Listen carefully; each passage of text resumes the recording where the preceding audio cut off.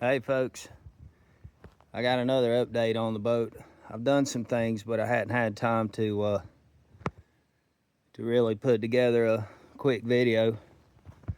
So let me get into it pretty quick. I got the rig up.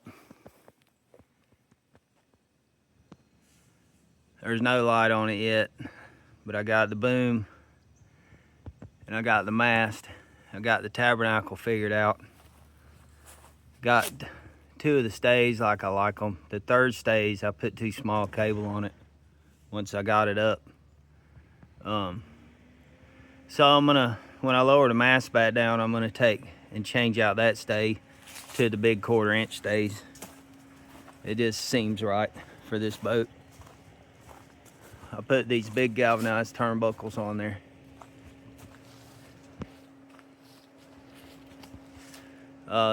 Lateral support for the tabernacle, it turned out pretty cool. I just had 2 pieces of Schedule 40 2-inch pipe welded up, and then we bolted it down on the top, and it's bolted over to the tabernacle. And then it has, I made some belaying pins in it,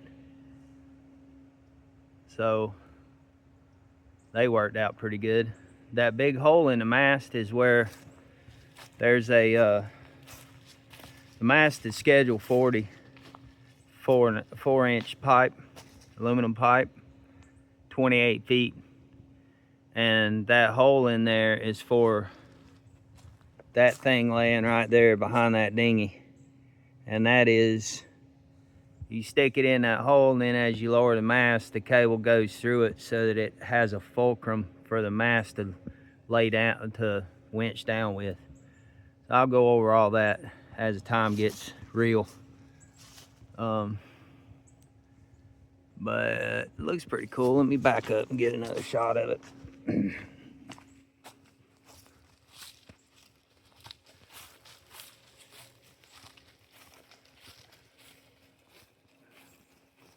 Of course, I've got to level the mast. It's not level, it's just stuck up there. You can see it good in this picture. You can't see it by eye as good. You can see it leaning off to the side, but it'll tighten up, straighten right up. Just haven't done it yet. What else have I done? I got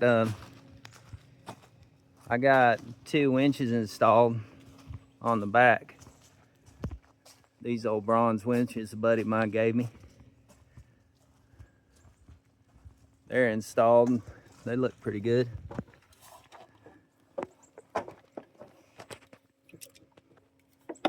Need to clean up some of that butyl tape. I'll clean it up later. But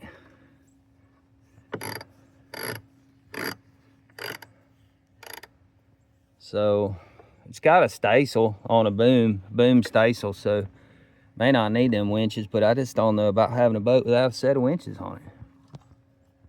You can use them for all kinds of stuff. All right, what else did I do? Oh, I got this dinghy off Facebook Marketplace. It's just one of those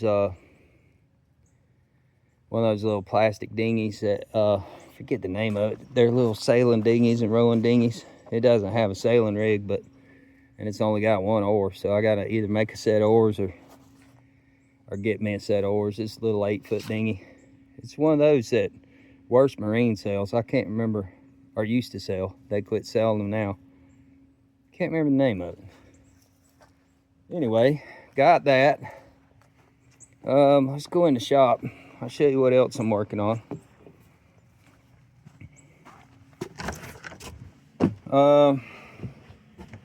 I'm working on some new companionway hatch covers, slides, boards, whatever you want to call them. Got some there, some here. This one's going to have a window in it, or a light in it, or a glass in it. I got the piece of glass here, or the piece of plexiglass. It's going to go in here, like, probably like that. I don't remember. It's like a puzzle. It only goes in one way. There you go. That's going to go in there like that, so that I have a little bit of window out the back when I've got the hatches down, hatch boards in. I can see these are for the gaff boom. These are the pieces for the jaws for the gaff boom. They'll go like that on the gaff boom, which I'll show you. I built it, got it out there. And then these are whatchamacallits that go on the gaff boom for lines to go through, that when you pull the peak halyard, these distribute the weight of. But all this is cut out of a locust, and then I just threw some little bit of stain on it and been applying some coats of Helmsman spar urethane on there. So we're getting that. And then the rest of what I did is on the inside. But let me show you this gaff boom I built real quick first. This gaff boom is basically a laminated 3 or 4 pieces of 1x4 together, and then sawed it out on the table saw. Made it kind of an octagon, but I got to put the jaws on it. I got to rig it, get it ready. Got holes drilled in the other end for the gaff boom, but that's the gaff boom. And I just painted it white. I know traditionally you stain it and leave it, but I don't want to fool with the stain and stuff on a. Probably would have been a lot prettier. And I'm really kicking around building me a boom, a main boom out of wood, because that Schedule 40 3-inch pipe is pretty dang heavy. I don't know what the math will be on that, but anyway, that's sort of where I am. And then I did a few things inside, so we can go inside and check that out. All right, basically all I did on the inside was add some panels. I put some panels on here to cover up my electrical stuff. There's fuses and stuff like that behind there, just to neaten that up so you don't hit it and tear it out. And I made it where I can wing nut this whole panel off and get to my fuses and that sort of thing. And I added a panel there, and basically this is nothing but a chase that ended up, because of the framing, ended up where my electrical wires, a lot of them comes up through there to get to these boxes. So I added that panel, made them up to go behind the toilet. Finished up a little bit of trimming around the toilet area. In there I'm gonna caulk it and paint it. And then I added this bulkhead, or I closed in both bulkheads. If you remember, used to, we could see through there into where the little 12-volt fridge is at. Added that panel, just got to be caulked and painted. And one over here at the end of the CT, or bunks. And then I made this panel here. So my plan is to put a flip down seat here, so I can flip it up and latch it up to the back. And I made this at a little bit of an angle. I don't know if you can tell it in the picture, but it's on an angle so that when you lean back, you're not leaning straight back. But this will be the pilot chair, and it'll fold down here. So I'm gonna caulk and paint this stuff up. I'll do the pilot chair later. I don't have any way of steering from in here anyway right now. So for the steering in here, I'm kicking around 2 different ideas. I'm either gonna put a hydraulic steering wheel in here and run the cable to the back, and it'll hook to the tiller on the transom, or I'm gonna put a tiller pilot on the tiller and get it typed with a remote. So not sure, but I still wouldn't have any way to run the engine from in here except turn it on and just let it go. And I guess for a long time of motoring, that's fine, but I'd have to get up, run back there and raise it up or whatever. I could run controls all the way up here for the motor, have dual controls, but all that can come later. I basically want to use this thing, this spring. So that's kind of where I am. I'm still gonna add a panel right down there to cover up that area, but it's gonna have, I want it to be vented. So I've got some vents that I'm gonna cut a panel and put in there and make that work out. So that's basically all I've did. Oh, I'm getting ready to put some curtains in here. I got some copper that I just screwed to these blocks that I put up here, and that'll be like a curtain rod. I can slide the curtain back and ball it up here, and probably put a piece of Velcro on here where I can wrap it up and over the windows, so at night I can close the curtains. I got one on both sides. I just don't have the ones on the bottom yet. And I noticed I had them a little out square. I've got to readjust them a little bit, make those work. Also, I got one, but I haven't got it installed yet. For this charge controller, I got a Bluetooth controller because there's a lot of stuff I can't do with this controller without the Bluetooth module. Namely, setting charge limits on it. It just comes like, so you set it either lithium, standard, or what's the other one? I forgot the other battery. It's the same one I got for my starting battery.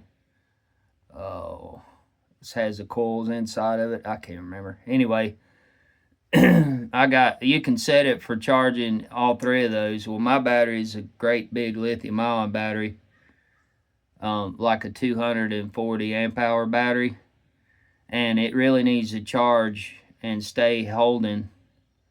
It needs to charge a little heavier than what the Renogy limits it. So I need to do that. I got to hook that up and put it in here. I ordered it from Renogy. I got it in there in the shed, and I just hadn't installed it yet. I think I had the rest of this stuff set up before in one of my previous videos, so I won't go into that. But I did test out the water flow through the toilet. It works good. My water here works good. I just put a floor pump down here, and then I just soldered up some copper tubing to make the faucet work. Then I've been putting stuff in here as I found it, stuff I find. I put it in here. I want to build all this stuff in and make this more user-friendly, but it'll be at a later date. Right now, I took an old tub and cut a hole in it for that hose, and I'm just using that kind of to catch some dishes and stuff in there. Oh, I added this shelf, which has got to be caulked, and I'm missing one piece of cove mold for the inside, but here I'm going to put one of those Cubic Mini,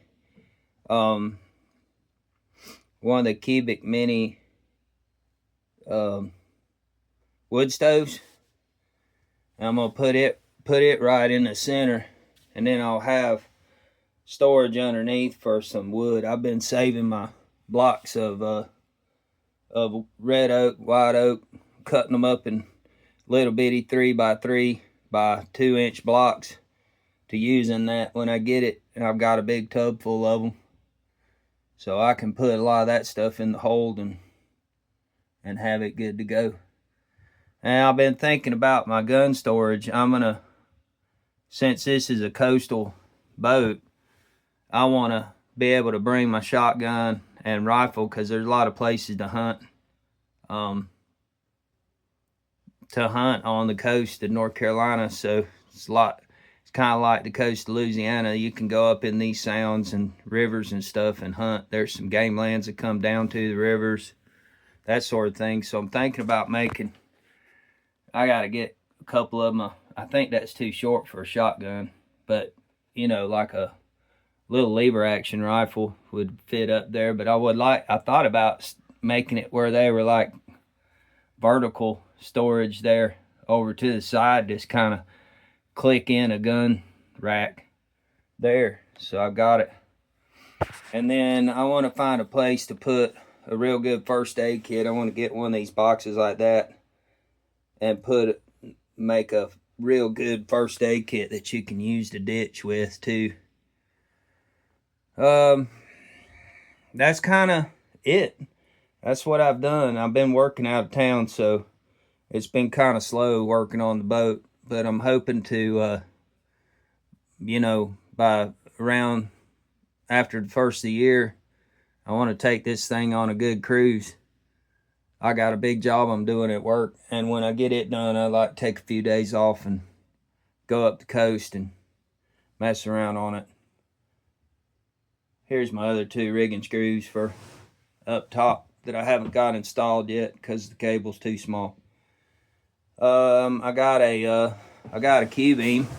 I didn't know they still made these Q-beams. I had them, when I was young. I used to have one in my truck for nefarious reasons growing up in Florida. Check it out here. I think the original Q-beams, I think I read they sold out to a Chinese company or something, but I can tell this switch is kind of chinchy. I did fire it up and it worked good just like the old ones did. I just don't really like that switch on the bottom.